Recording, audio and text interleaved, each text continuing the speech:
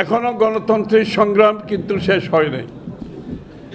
আগামী নির্বাচনের মাধ্যমে বাংলাদেশের মানুষের মালিকানা ফিরিয়ে দিয়ে তাদের ভোটে নির্বাচিত সংসদ সরকার গঠন হওয়া না হওয়া পর্যন্ত আবার নতুন গণতন্ত্রের যে অর্ডার আমরা ফিরিয়ে আনতে চাচ্ছি সেটা শেষ হবে না।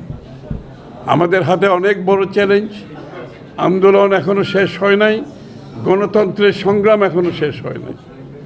এই সময়ে যারা আমাদের সাথে বিগত আন্দোলনে দীর্ঘ সময় ধরে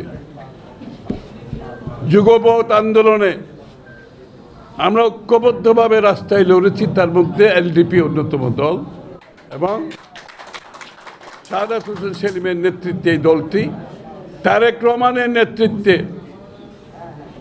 ঐক্যবদ্ধ সংগ্রামের মাধ্যমে স্বৈরশাসকের পতন ঘটিয়েছে। যত সৈনিক রাস্তায় ছিল তার মধ্যে সাদাত হোসেন সেলিম এবং তার দল আমাদের পাশে লড়েছে রাস্তায় থেকে। সুতরাং যারা সেই গণতন্ত্রের বিশ্বাসী দল, যারা ত্যাগ স্বীকার করেছে, বিএনপির পাশে থেকেছে, আজকে সেই দলটি বিএনপির সাথে তাদের দল বিলুপ্ত করে একাকার হয়ে গেছে, জড়িত হয়েছে। বিএনপির আদর্শে উদ্দেশ্যে বিশ্বাস করে, বিএনপির উপর আস্থা রেখে আগামীর যে বাংলাদেশ করার স্বপ্ন তারেক রহমান সাহেব দেখছেন, সেই বিশ্বাস রেখে আজকে আমরা এক জায়গায় এসে দাঁড়িয়েছি। এটা অত্যন্ত গুরুত্বপূর্ণ একটি সময়।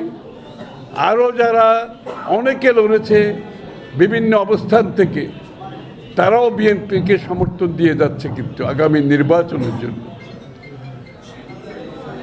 সাদাত হোসেন সেলিম তার দল বিলুপ্ত করে এসেছেন। এটা কিন্তু একটা মেসেজ জাতির প্রতি, যে কি এই আজকে যে প্রেক্ষাপট, জাতীয় যে প্রেক্ষাপট, এই প্রেক্ষাপটে যে আমাদেরকে ঐক্যবদ্ধ থাকতে হবে, আমাদেরকে হাতে হাত মিলিয়ে চলতে হবে, কাঁধে কাঁধ মিলিয়ে চলতে হবে।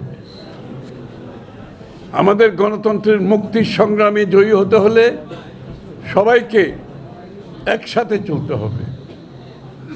তাই আজকে আমি স্বাগত জানাচ্ছি, অভিনন্দন জানাচ্ছি। এবং এটা শামীম ইতিমধ্যে বলেছেন যে যেহেতু উনি ইতিমধ্যে বাংলাদেশ জাতীয়তাবাদী দলে যোগদান করেছেন, ধানের শীষের উপর আস্থা রেখে বিশ্বাস রেখে যোগদান করেছেন, আগামী নির্বাচনে ওনাকে ধানের শীষের মার্কায় মনোনয়ন দলের পক্ষ থেকে দেওয়া হয়েছে।